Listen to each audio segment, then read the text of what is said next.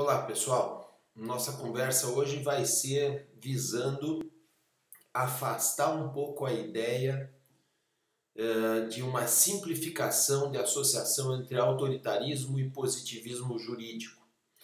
Nós vamos conversar sobre o que aconteceu historicamente no patamar do autoritarismo mais veemente que se conhece, que foi o regime nacional-socialista da Alemanha. Como é que funcionou a relação dele com o positivismo jurídico, porque é muito comum a gente escutar associações simplistas de uma coisa com outra. Quer dizer, é bastante frequente que se verifique opiniões no sentido de que os juristas alemães fizeram aqui, cumpriram as leis de Nuremberg e, portanto, os juízes acabaram mandando todo mundo para os campos de concentração. Em função disso, morreu um monte de gente, ou seja, uma relação direta entre o positivismo jurídico e o nacionalsocialismo. E não é bem assim, a coisa não é bem assim. Vocês vão observar que muito mais ações de fato foram realizadas do que propriamente ações dentro de um esquema de vinculação legislativa. Então, para isso, nós vamos fazer várias incursões em dados históricos e até algumas passagens de um texto que vai ficar para vocês, que é o texto do professor Javier Llobet, que é um pedaço do livro do professor Javier, que dedicou um tópico exclusivo a esclarecer essa questão do positivismo jurídico em relação ao nacionalsocialismo. A primeira coisa que a gente tem que saber, assim, a primeira coisa que a gente tem que colocar na cabeça há uma diferenciação entre positivismo científico e positivismo jurídico.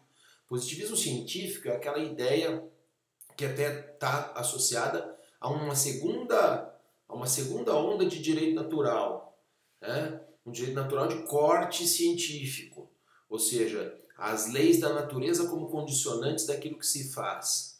O positivismo jurídico é o isolamento de duas realidades do ponto de vista científico, uma ciência do valor e uma ciência do ser, e dentro da ciência do valor, a criação das regras de um método próprio, de um objeto definido, que acabam gerando o positivismo jurídico, cujo maior expoente, como todos sabem, é Kelsen. Todos estudaram isso em algum momento. Então, é esse positivismo jurídico, ou seja, o cumprimento da lei, a norma como objeto do direito, é esse positivismo jurídico que foi, de alguma maneira, tratado como a fonte da estrutura que gerou, entre outras coisas, o Holocausto, na forma mais grave de autoritarismo que se conhece. Muito bem, nós vamos tentar discutir esse ponto de vista a partir de um olhar sobre a história. Em primeiro lugar, observando que o regime nazista nunca aprovou uma constituição, usava a Constituição de Weimar, que era uma constituição já presente no momento da assunção dos nazistas ao poder. E, na verdade, os nazistas desprezavam os juristas. Eles achavam que os juristas eram um incômodo, uma classe soberba. Os juristas, em geral, provinham de famílias nobres e eram, assim, desprezados completamente pelo modelo dos nazistas. Eles optaram, na verdade, por uma fórmula que era a aprovação de ordenanças, que é algo como um decreto, né? Regulando e limitando as leis antigas que já existiam. Eles preferiam esse expediente do que propriamente criar as próprias leis. Claro que eles criaram leis, sim, mas a maior parte das operações de funcionamento, especialmente na primeira etapa do governo nazista, elas foram apoiadas nas leis de Weimar ainda, ou seja, nas leis vinculadas à Constituição de Weimar, nas legislações que eram aprovadas, mas daí com modificações e tal. Eles propunham algumas ordenanças, esses decretos, muitas vezes retroativos, violando o princípio de legalidade, aplicando analogia inclusive em Malan Partem, em matéria penal, criando tipos penais imprecisos deliberadamente para poder capturar pessoas. Então, a coisa funcionava mais ou menos na distorção da lei, né? Não propriamente no seu cumprimento estrito, certo? Claro, as leis seguiam existindo, as mesmas, não é? Mas não eram obedecidas, não eram tratadas como tal. Óbvio que, como assim, remanescente, o governo nazista também aprovou muitas leis, conseguiu aprovar muitas leis, mas as leis principais, Constituição e etc., essas não chegaram a ser modificadas. Elas chegaram a ser deturpadas, isso sim. Há uma aprovação que é famosa e que é importante, que é a lei de plenos poderes, que concedeu plenos poderes ao Hitler, apartando ele das diretrizes constitucionais. Essa sim, essa aprovação de lei de plenos poderes, nós vamos ver historicamente o dado específico, em que momento, que circunstância foi, ela sim conseguiu fazer com que ele se apartasse da Constituição e lhe desse plenos poderes para poder fazer o que acabou sendo feito. De toda forma, é importante ter como ponto de partida que os nazistas se contrapunham essencialmente ao liberalismo. Queriam trocar a ideia de preservação de direitos fundamentais pela criação de deveres de fidelidade em relação ao povo.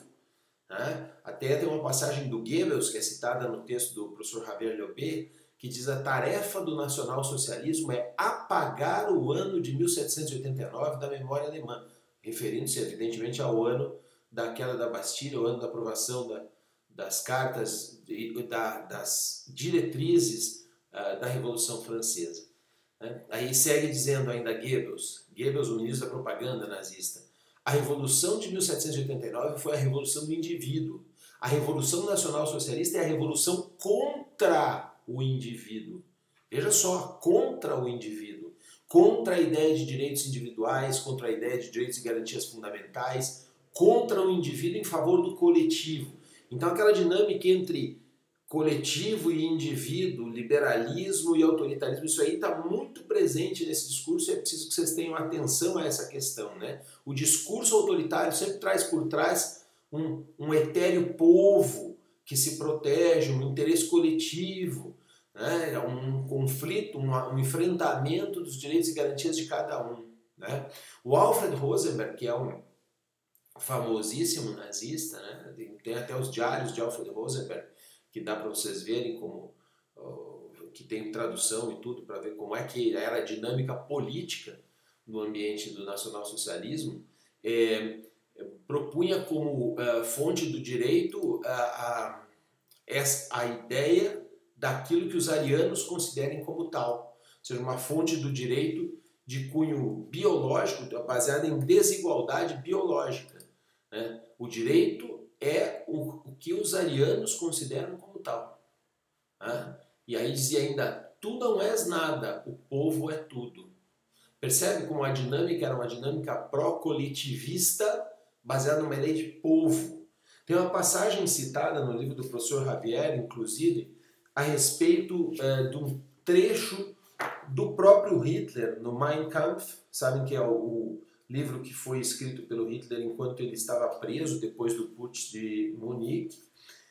Uma passagem que ele diz simplesmente o seguinte: olha, existe em nossa língua alemã a expressão Pflichterfüllung, que descreve com admirável exatidão a disposição a obedecer o chamado do dever, vale dizer, a servir os interesses gerais. A ideia fundamental dessa atitude chamamos idealismo, em contraposição ao egoísmo, e por ela entendemos a capacidade do indivíduo para sacrificar-se a favor da comunidade, ou seja, a favor dos seus semelhantes. É uma ideia de colocar o coletivo à frente do indivíduo, percebem isso? Uma ideia muito forte de sobreposição. E nisso ele encontrou apoio de vários juristas, um que é citado também pelo professor Javier Llobet, que vale a pena talvez alguma leitura, alguma transcrição literal do que ele tratou, é o Wolfgang Mittermeier. Mittermeier é um processualista penal, não é? E que dizia o seguinte: olha, o direito não tem suas fontes nas ideias liberais de humanidade, mas no sangue e no solo. Em consequência, não existe um direito abstrato universal, mas somente um direito conforme a sentimentos e ideias de uma raça e nação especiais. Veja, só para um grupo de pessoas. Quem pauta o direito é um grupo de pessoas, uma raça, um povo, em detrimento de todos os demais. Não há uma regra geral. E segue o Mittermeier mais à frente, numa outra passagem do texto do professor Javier Llobet, a transcrição dizendo: o direito alemão estava desde há muito tempo inundado por ideias estrangeiras, romanas, francesas, e deve ganhar de novo sua própria ideia nacional. Deve ser conforme as ideias políticas reinantes. Por isso, ninguém é capaz de compreendê-lo verdadeiramente através só do seu espírito científico, senão que para isso é necessário que esteja empapado nos sentimentos e nas tendências da raça. É muito importante que vocês tenham em mente isso. Esse coletivismo era um coletivismo associado a uma raça, a um grupo de pessoas, os arianos, e aí com isso era também excludente. Perceba que se acusava de egoísmo, né, a defesa dos direitos e garantias individuais, falando de um coletivismo, mas esse coletivismo era também excludente. Né? A ideia de que o egoísta pensa em si, não pensa nos outros, era um grupo, mas um grupo que pensa em si não pensa nos outros. Quer dizer, a dinâmica é a mesma e, portanto, há uma falácia no argumento. Né? Esse argumento nacionalista, esse argumento do coletivo primeiro, do América para os americanos, essa conversa toda aí, essa conversa hipernacionalista, hiper de grupo e excludente, ela é própria de um discurso autoritário. É preciso que se sinta esse viés, não é?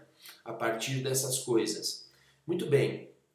Então o ponto de partida dos nazistas era o rechaço aos direitos fundamentais. Mas isso também levava a uma troca de referente. Se eu trocava esses direitos fundamentais por deveres frente à minha comunidade, acabava o bem jurídico como justificação penal. O bem jurídico era trocado por um dever de lealdade para com a comunidade do povo, uma conformação do meu sentimento ao sentimento do povo. Né? Ou seja, o que importava, o que justificava a intervenção jurídico-penal não era mais um bem jurídico, porque o bem jurídico, sim, esse é um bem jurídico em regra, ou pelo menos os mais clássicos, individual. Então se deixava isso de lado para tratar de orientar subjetivamente as pessoas ao dever de lealdade para com um coletivo. Né? Isso provocou aquilo que a gente chama de uma transformação no sistema de fontes do direito. De onde vem o direito? Já não vem mais só da lei, principalmente a lei é até deturpada. As disposições legais anteriores ao regime passaram a ser tornadas sem efeito quando eram contrárias ao programa do Partido Nacional Socialista. Por quê? Ora, porque isso que importa é a orientação ajustada à comunidade do povo. Quando a lei não é ajustada à comunidade do povo, a lei não vai ser aplicada.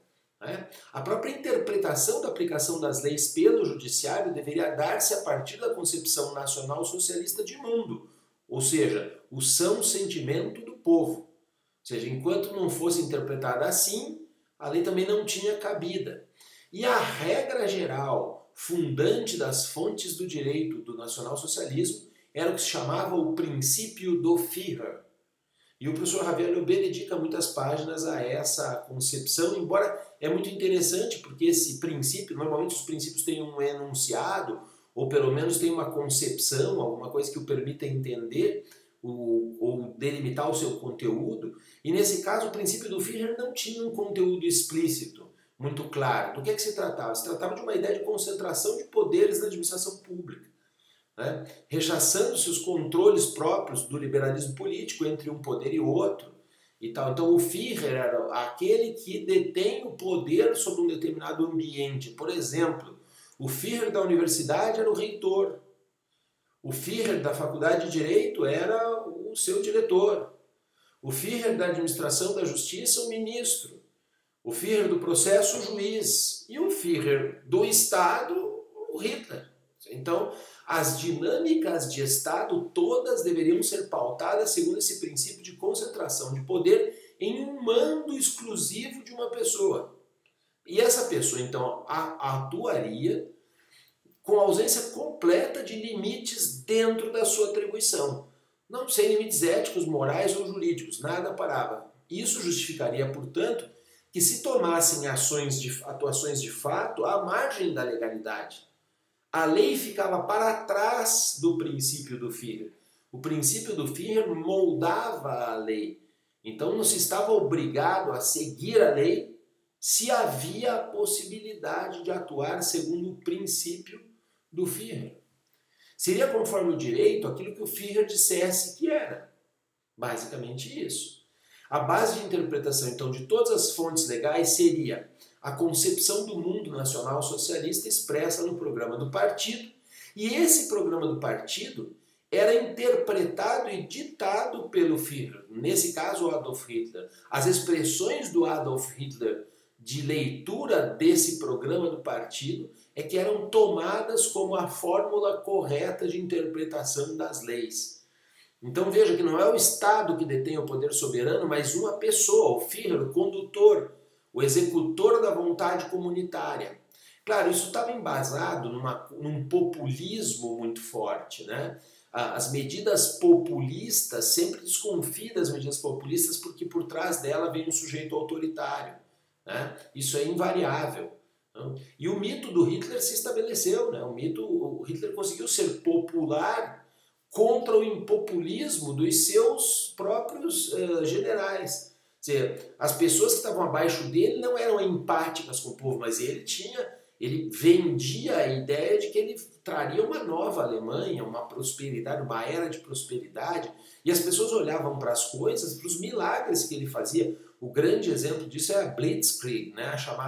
A guerra rápida, né? A guerra relâmpago, em que ele invadiu vários países da Europa muito rapidamente, quase sem perda de soldados, sob comando direto estratégico dele. Claro que os generais que realizaram, mas ele programou essas ideias de invasão rápida, de traiçoeira e tal, e que deu muito resultado concreto. Então se dizia que se confiava que se um comandado do Hitler se desviasse do princípio geral do Führer, ele corrigiria.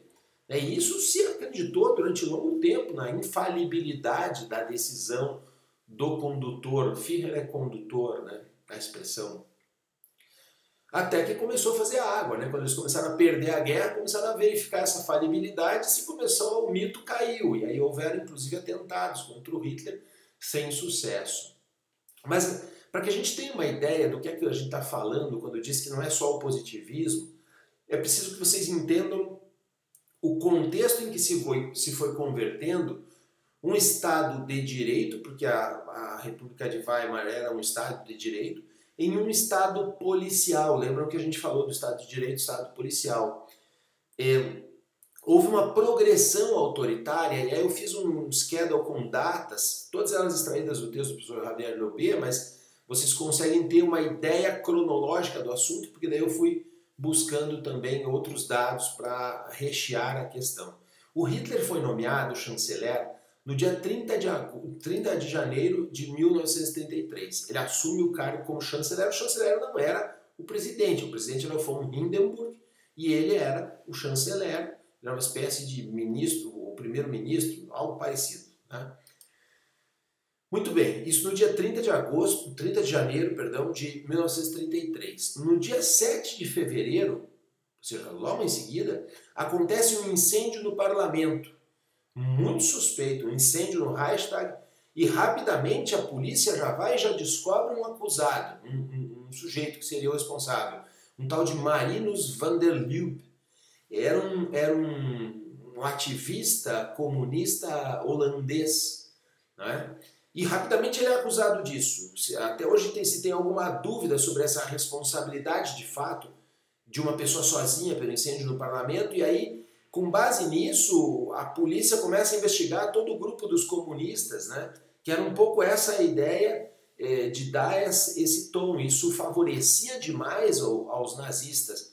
Quando acontece esse incêndio no parlamento, incêndio no Reichstag, o Hitler exige do presidente von Hindenburg uma lei de plenos poderes que suspendesse os direitos civis para que permitisse uma investigação mais célere, porque era um atentado contra o Estado. Então percebam que esse discurso de atentar contra o Estado ser uma coisa muito grave, então eu preciso suspender os direitos civis para investigar mais. É sempre uma desculpa para investigar mais, para buscar melhores resultados. Uma desculpa utilitarista, perceba, que está no fundo dessa discussão. E é isso que e ele consegue, através do von Hindenburg, uma lei, essa lei de plenos poderes. A partir do incêndio no Reichstag, então, se suspendem direitos civis nas atuações próprias do chanceler, mas, claro, aquilo é direcionado para aquela investigação num primeiro momento. o Hitler ainda não estava tão poderoso assim, né? E acontece uma coisa já no ano seguinte que é também marcante desse avanço dos nacionais-socialistas. O nacional-socialismo vai ganhando corpo, mas existiu Ernst Röhm, existiu Gregor Strasser, existiam outros líderes dentro do partido nazista e o Hitler estava lá como chanceler. O que acontece? Na madrugada do dia 30 de junho de 1934 para 1º de julho de 34, ou seja, um ano e meio do Hitler ali no poder, acontece aquilo que se chamou a Noite dos Longos Punhais. O que foi a Noite dos Longos Punhais? Nesta madrugada, morreram o Gregor Strasser e outros seus partidários. Morreram 85 pessoas, entre os políticos e seus familiares, nas mãos da SS e da Gestapo. Mataram, foram na casa e mataram as pessoas com as famílias e tudo, prenderam milhares de outras pessoas. As SS, ou seja, a polícia de proteção especial, e a Gestapo, que era a polícia secreta. Tá? Essas duas entidades foram responsáveis pela morte de 85 pessoas a mando do Adolf Hitler. E veja, 85 pessoas que eram políticos nazistas, mas eram pessoas que disputavam o poder dentro do Partido Nacional Socialista com o Hitler.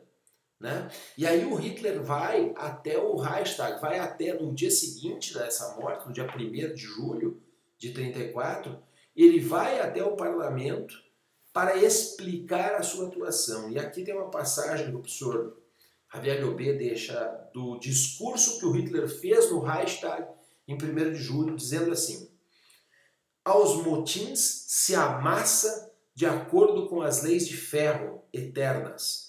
Se me reprovassem não ter acudido aos tribunais pedindo uma sentença, só posso dizer, naquele momento eu era o responsável do destino da nação alemã e, em consequência, o juiz supremo do povo alemão. Dei a ordem de executar os que eram mais culpados desta traição e dei logo a ordem de cauterizar em carne viva as úlceras do nosso poço de veneno interior e do veneno que vinha de fora. O discurso todo e a justificativa que ele apresenta é que existia uma conspiração bancada por forças do exterior para derrubá-lo. E aí, para derrubar o governo. E para manter a estabilidade no governo, então ele teve que ser juiz e algoz daqueles revolucionários, e por isso ele mandou matar todo mundo de madrugada, 85 pessoas. Né? Em seguida, e logo em seguida, acho que uma semana depois, o Carl Schmitt, esse constitucionalista que vocês certamente conhecem, já ouviram falar, o Carl Schmitt publica um artigo titulado "O Führer protege o direito", dizendo que, frente a um abuso do direito, cabia ao Führer, ou seja, ao Hitler, nesse caso, criar o direito. Então ele teria criado ali o direito, a pena de morte daquelas pessoas, e executado, estava tudo certo. E o mais curioso de tudo isso é que o mesmo Carl Schmitt já tinha escrito antes, ainda durante o período da República de Weimar, que era o presidente e não o parlamento que era o defensor da Constituição. Era muito interessante, né? Mudou de ideia. Veja, o presidente era o Hindenburg ainda, não era o Hitler. Mais tarde que o Hitler assume todos os poderes centralizados. Mas aí havia o presidente e havia o chanceler, ele era o chanceler. Carl Schmitt muda de opinião, muda de ideia para dizer que é o chanceler, que é o sujeito que vai defender, é o Führer que vai defender a Constituição e não o presidente. E na época houve uma polêmica com o Kelsen, porque o Kelsen defendia que era o parlamento o defensor da Constituição. E o Carl Schmitt defendia que era o presidente, centralizador, né, e tal, uma diretriz mais centralizadora. Mas agora ele foi além, direcionando para a pessoa do Hitler. É impressionante. Né? E isto, com essa noite dos longos punhais, o Hitler acabou conseguindo proclamar o seu direito de dispor sobre a morte dos seus opositores. Obteve do Hindenburg mais concessões. E os juristas, nessa época, não se opuseram, deixaram as coisas tal como estavam. Né?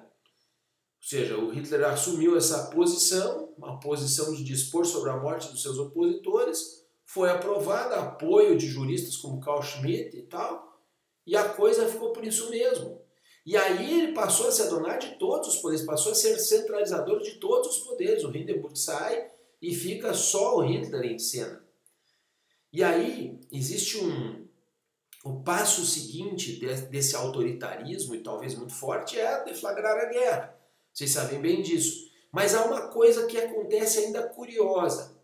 Muito embora eles atuassem à margem do direito, como vocês podem ver, vilipendiando o direito de todas as formas possíveis, é bastante claro que o Hitler e os nazistas tinham ainda um certo receio do ranço jurídico, alguma coisa ali ainda pegava, porque eles faziam muitas coisas secretas.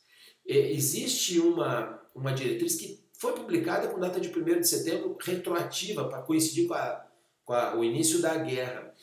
Mas se acredita que ela foi feita no final de outubro, um memorando secreto aprovando um negócio que era a eutanásia de vidas sem valor. Tá? Anciãos, enfermos graves, portadores de necessidades especiais. Vocês conseguem ver isso num texto do Karl Binding, do Alfred Roche, sobre o que eram essas vidas sem valor de vida, que eles diziam, um projeto de eutanásia, matar gente que eles consideravam desprezíveis e que achavam que aquilo era um favor. Então, há um memorando secreto aprovando isso, não se conta, não se dá a público, mas as polícias começam a operar matando gente, chegam a matar se acredita, entre 70 e 90 mil pessoas foram mortas nesse sistema de eutanásias. Bom, e daí o Hitler já está no poder total, né? Quando obteve do Reichstag a autorização para apartar-se do direito na qualidade do Führer, a coisa andou totalmente a seu favor. Isso aconteceu no dia 26 de abril de 42. O parlamento autoriza ele a apartar-se do direito na qualidade de Führer, de condutor, para resolver as coisas. Por que aconteceu isso?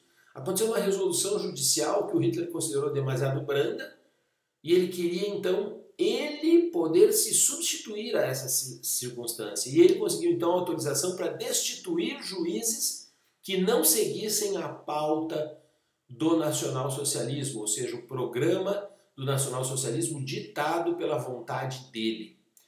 Ainda em 1942, em 20 de agosto, se outorgou uma disposição ao ministro da Justiça, o Hitler outorga poderes ao ministro da Justiça, para ele compor uma administração de justiça nacional socialista. E para isso, para realizar isso, ele poderia separar-se do direito posto.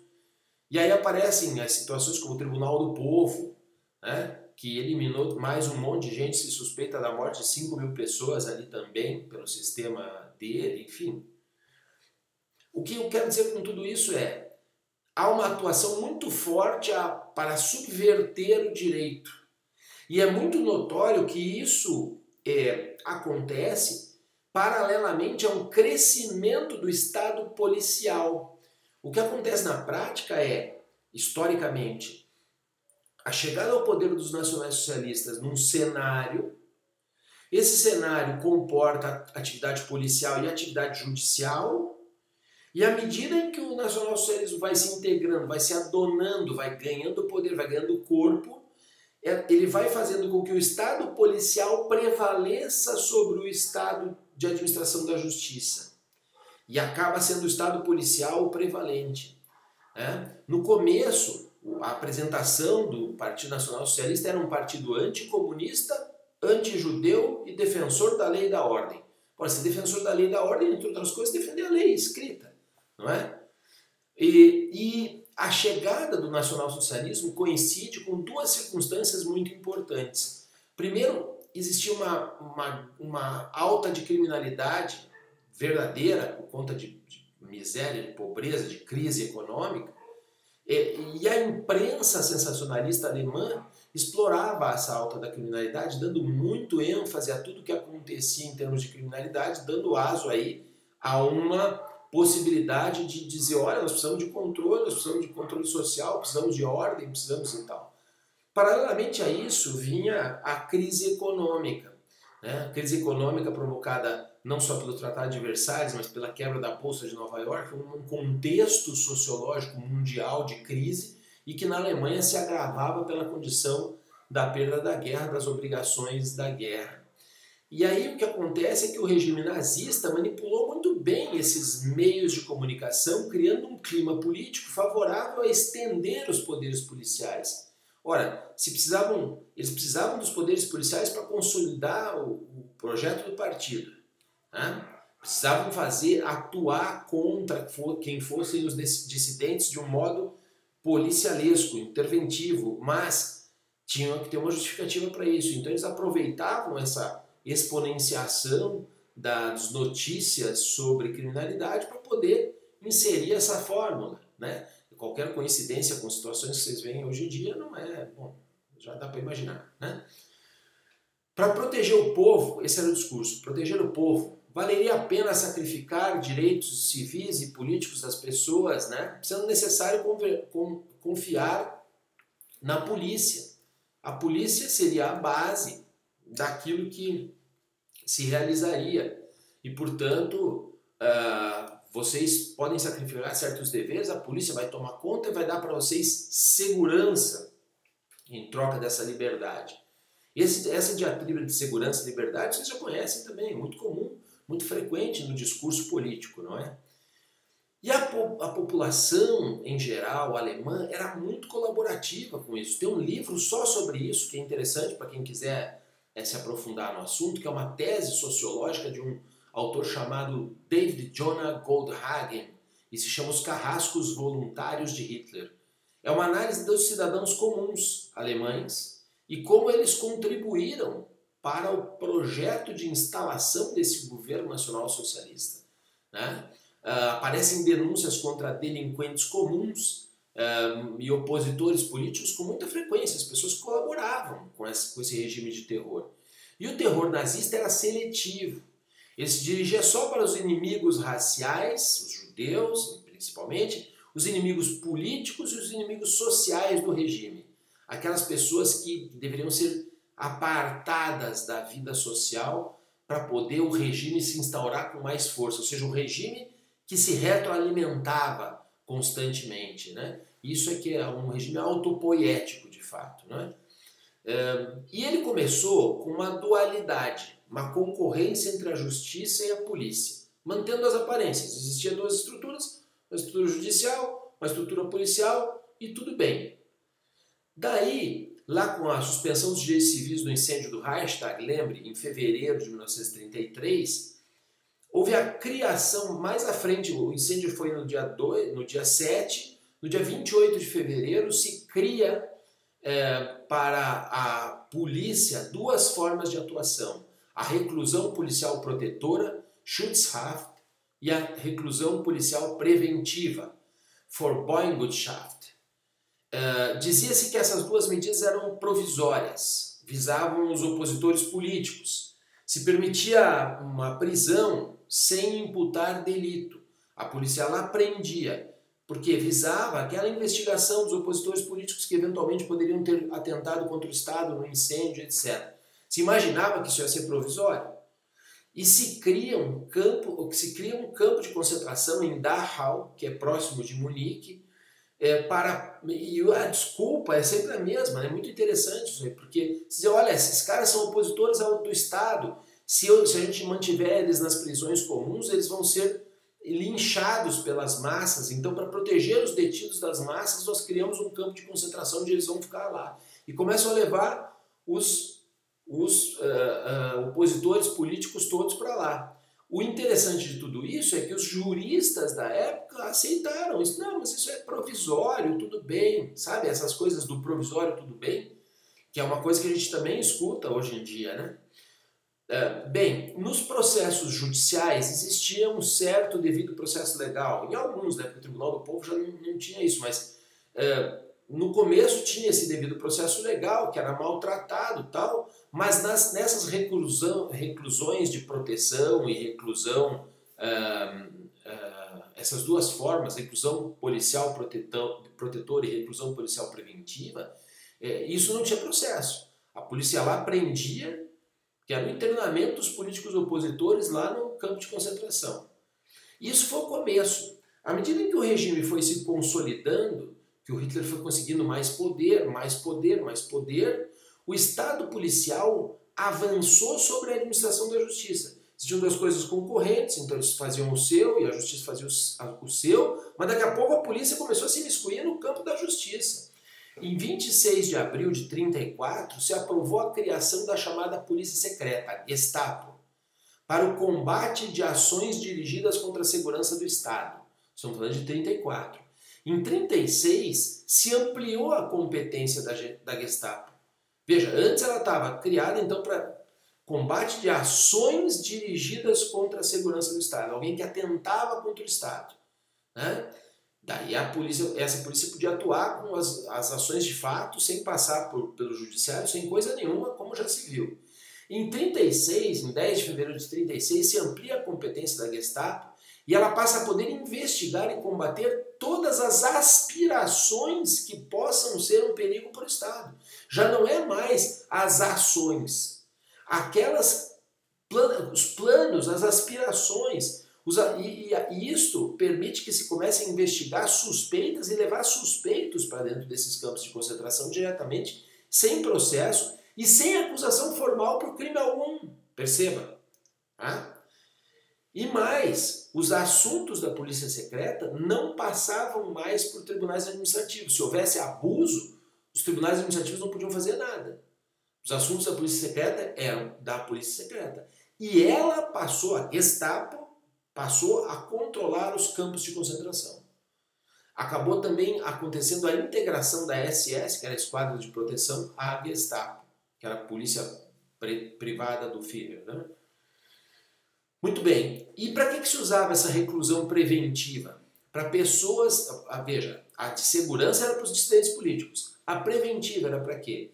Para pessoas com antecedentes criminais, mendigos, prostitutas, ciganos e homossexuais. Esses sofriam uma prisão preventiva sem processo, sem acusação alguma, sem nenhum tipo penal imputado a eles e eram levados para os campos de concentração. Bastava a suspeita da polícia de que o indivíduo tinha uma vontade criminosa ou era uma dessas figuras para levá-los para lá, sabe? Claro, isso nós estamos falando de 1934. Em 1937 se amplia ainda mais. Ampliou quem podia ir a campo de concentração mediante uma reclusão preventiva policial. No dia 14 de dezembro de 1937, os delinquentes habituais ou profissionais iam para os campos de concentração e quem, sem ser criminoso, pudesse pôr em perigo a coletividade. E esse perigo era um perigo de uma conotação biológico-racial. Os judeus todos, os ciganos todos, os eslavos todos, essa gente começa a ser levada para os campos de concentração. Tá? Em 25 de janeiro de 1938, se eliminou a restrição da reclusão de proteção somente para os opositores políticos. Daí a polícia largou. Não é só opositor político, nós podemos mandar qualquer um para a prisão, pela via policial. Veja, de ser uma exceção provisória, ela se transforma em uma justiça concorrente, sem imputação, sem coisa nenhuma, sem código penal, sem constituição, sem nada.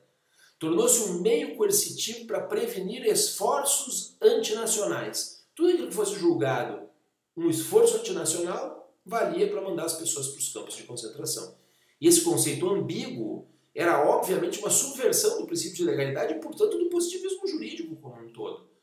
E os campos de concentração foram ampliando as suas brutalidades, porque a polícia já não passava pelo controle judicial, né? Aquilo que a Gestapo fazia não podia ser investigado por tribunal algum, né? E quando raramente transpareceram evidências de tortura, alguma coisa que chegava aos tribunais, em todos os casos o Hitler concedeu imediatamente indulto. E com isso as pessoas viram que era melhor não denunciaram. Então, mesmo aquelas que conseguiam sair dos campos de concentração e vir de volta para a vida normal, elas calavam, porque falar sobre isso e abrir um expediente levaria a pessoa, a ser, mesmo que condenada, a receber um indulto do Hitler e voltar para a rua, e possivelmente matá-la depois, ou levá-la de volta para os campos de concentração. Tá? Em julho de 1938, a polícia criminal prendeu um grande volume de pessoas. Quem eram essas pessoas? quem não queria pertencer à comunidade do povo. Essa foi a expressão utilizada. Vagabundos, mendigos, ciganos, todos levados para o campo de concentração. Um grande volume, tudo de uma vez. Assim. Em abril de 1937, a Gestapo começou a corrigir sentenças dos tribunais. Isso é muito interessante. Se um camarada fosse absolvido pelo tribunal, mesmo assim poderia ser levado pela Gestapo da sala de audiências diretamente para o campo de concentração a critério da polícia. Se a polícia achasse que ele de alguma maneira afligia os interesses do Estado, mesmo que absolvido do crime, o fato não era ele o autor, não interessa. Eles pegavam e levavam diretamente, não precisava de processo, não precisava de nada. Isso tudo estava permitido. Chegou um momento que alguns advogados chegavam a pedir condenações amplas aos seus réus para evitar o juízo de revisão que podia vir da polícia e podia ser muito pior, mandado para o campo de concentração onde morria gente pra caramba. Então, era melhor ele ser condenado para uma prisão judicial, mesmo que fosse uma pena grande, até porque se a pena fosse pequena, também a polícia poderia rever isso e levar o cara para o campo de concentração. Era melhor pegar um regime fechado. O regime fechado era vantagem. Os advogados pediam para os juízes nos processos. Veja que isso é uma quebra completa da independência judicial. Os juízes aqui não apitavam nada, né? Em 1º de setembro de 1939, a data do início da guerra, passou-se a dar a público as mortes realizadas nos campos de concentração. Até então, até o começo da guerra, tudo meio na surdina, os campos de concentração aconteciam, mas era meio na surdina, meio sem saber o que se passava lá dentro, já que não podia vigiar a Gestapo e tal. A partir da guerra, começou a se tratar como direito de guerra. Matava-se os inimigos. Lá dentro eram os inimigos e matavam-se, pronto. Tá? Em 17 de outubro de 1939, se criou uma jurisdição especial para conhecer acusações contra a polícia. Uma jurisdição especial que, obviamente, já não ia apurar coisa alguma. Tá? Então, essa foi uma medida judicial que se criou para subverter o judicialismo. Percebe? Então, você olha para todo esse conjunto e diz, mas escuta, então os nazistas obedeceram à lei, foi o positivismo jurídico que permitiu a instauração do Estado Nacional Socialista, do Estado autoritário, abusivo, nacional socialista, ou foi bem pelo contrário, uma subversão dele?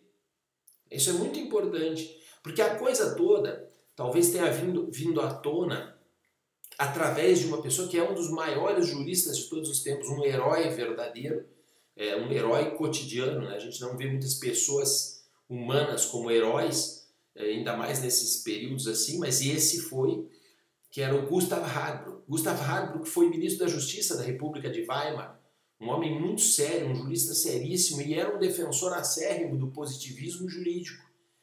E o que ele viu, entre outras coisas, foi a aplicação de certas legislações, das leis de Nuremberg, das leis de funcionários apartados e tal. Ele perguntava, olha, condenar à morte por traição quem ouvisse rádios inimigas estava na lei. É legal não ter isso?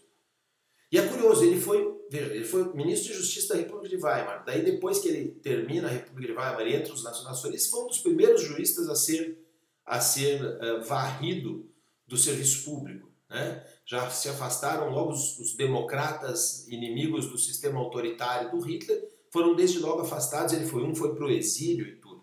Aí quando ele volta sendo crítico acérrimo, ou seja, no pós-guerra, ele volta como crítico acérrimo dos seus próprios escritos, o que é um valor enorme. O homem sábio é capaz de mudar de opinião, pessoal. Sabe? Até hoje se considera que o crítico mais feroz do positivismo defendido pelo Hardbruch foi o Hardbruch mesmo. Foi ele voltando atrás sobre as suas passagens. E ele sustentava tudo isso num eixo muito próprio, que era o seguinte: quando a injustiça torna o direito insuportável, a justiça deve prevalecer sobre ele. Ou seja, quando a aplicação do direito revela-se absolutamente injusto, é a justiça que deve prevalecer e não o direito. Ele queria dizer com isso que aquilo que foi aplicado dentro da lei, né, que deixou a judicatura e a jurisprudência alemãs meio sem ação contra as crueldades e arbitrariedades, foi algo que não deveria ter acontecido, ou seja, que os magistrados deveriam ter tido a coragem de enfrentar-se com a lei.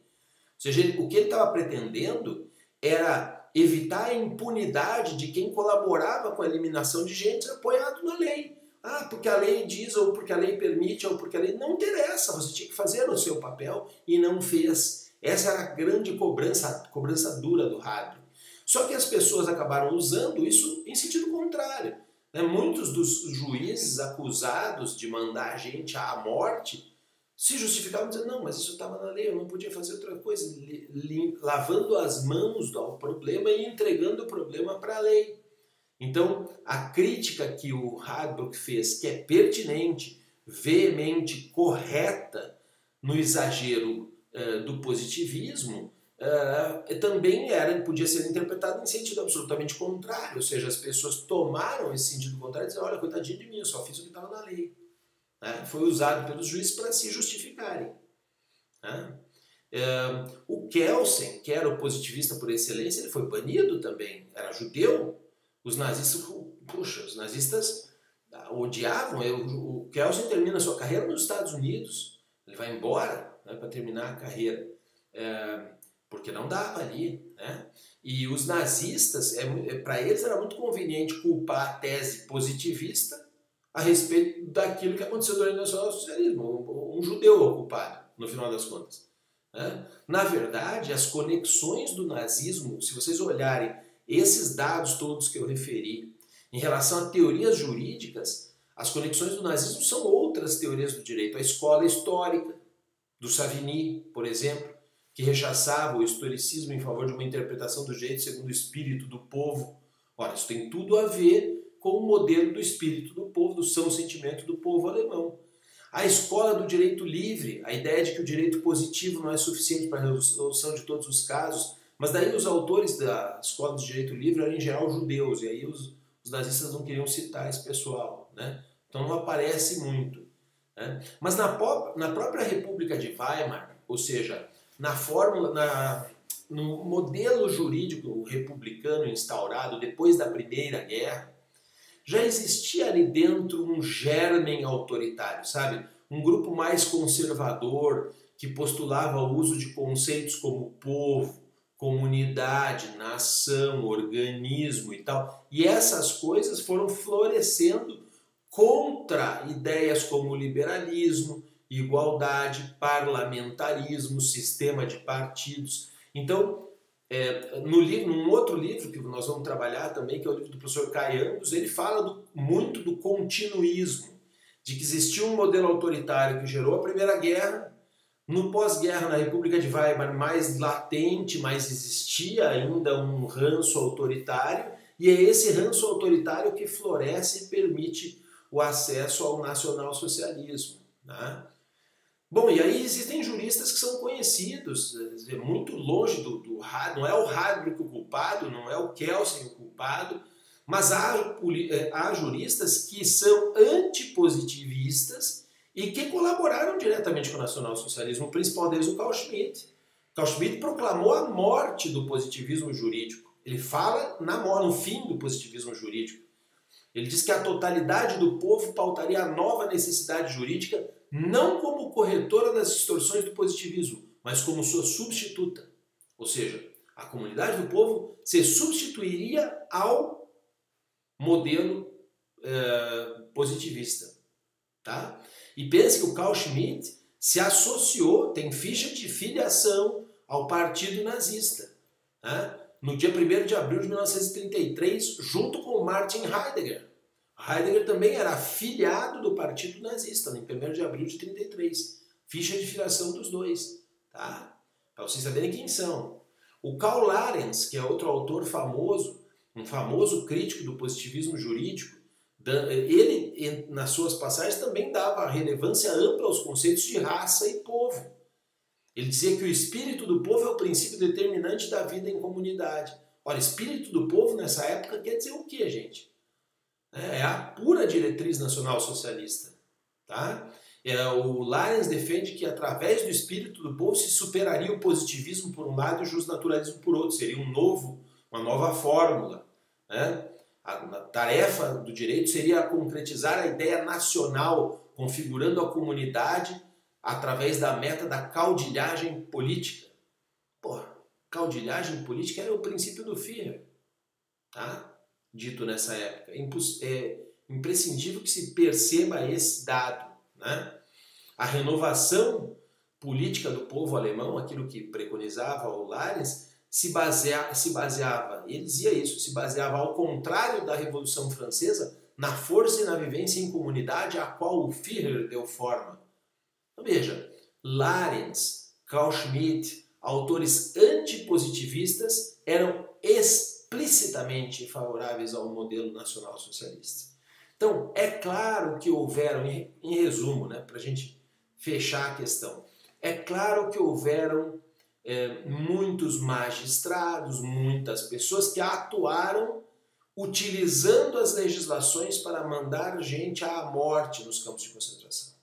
É verdade isso. É tão verdade que o Radbruch questiona diretamente e com veemência isso. Dizendo que a postura deles deveria ser de romper com esse positivismo. Isso é verdade. Mas esta não era a diretriz do nacionalsocialismo, nem muito menos. Para os nacionais socialistas, o ideal era subverter a legalidade, era subverter o positivismo, era atuar de fato através de medidas policiais, tomando iniciativa pela via policial, muito à margem do que pudesse ser o devido processo legal. E, portanto, parece bastante claro que associar o positivismo ao resultado do Holocausto é, no mínimo, uma postura muito simplista para resolver essa questão. Ela vai bastante além disso, certo?